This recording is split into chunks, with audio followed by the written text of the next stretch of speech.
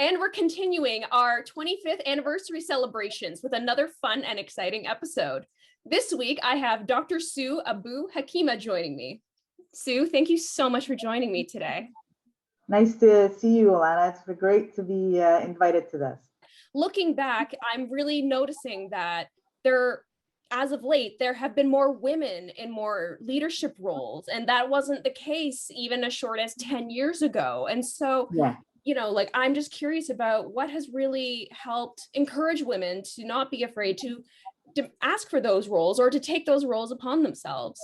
Well, I think one of the very interesting things for women, and I mean, I do tell this to even young women in tech, and I also encourage, of course, young men in tech. And to me, technology is one of those industries that as long as you stay ahead of the curve, I mean, you stay in the latest technologies, you will never not have a job.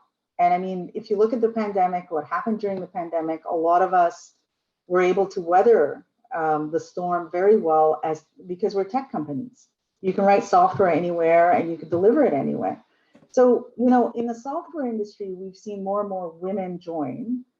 We've now got different groups that are actively working towards getting women coding and young women coding. So I'm very happy to see that. I'm a little bit encouraged, but I'd like to be a lot more encouraged. I don't think in security we're seeing even 10%. I think we're still maybe maybe we're above 10%. We're probably at 10%, maybe 15%, but we're definitely not at 30 or 40 or 50%. And it's really been interesting, like as ASIS chapter chair in these panels, there are typically security industry professionals that are joining. What I'm seeing is that, there may be 2 or 3 women may join the list of people that are attending out of, maybe sometimes 80 people that have signed up. And so what I'm trying to do with the panels is I'm trying to make sure every single one of our panels that we're doing, which we're doing monthly, has to have one woman or more on it, as well as a visible minority, because I'm finding that unless you put those examples in front of the young people today, they're not going to get it. They're not going to understand it. Like for me, I didn't know that I shouldn't be able to do what I've done in terms of, doing 2 startups and doing my background in AI and stuff like that.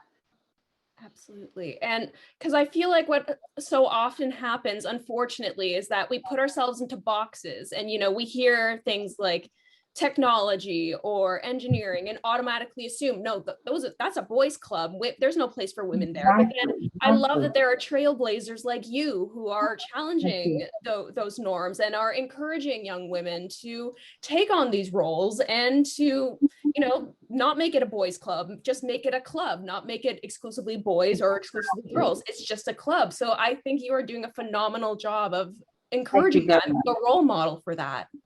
Exactly. Thank you very much. And I mean, Sue, thank you so much for taking the time to speak with me today. I really enjoyed this chat, and I'm really excited for when things open up, because I would love to have coffee with you and talk about the future of security and some more. There's one more thought I have to before I sign off, which is, if I think about the 25 years ahead, I don't know if we talked a lot about that, but space and security in space, that is really the next frontier. So again, young people, the opportunity is so golden. Get involved. It's very exciting. But thank you very much, Alana. It's been a very enjoyable interview.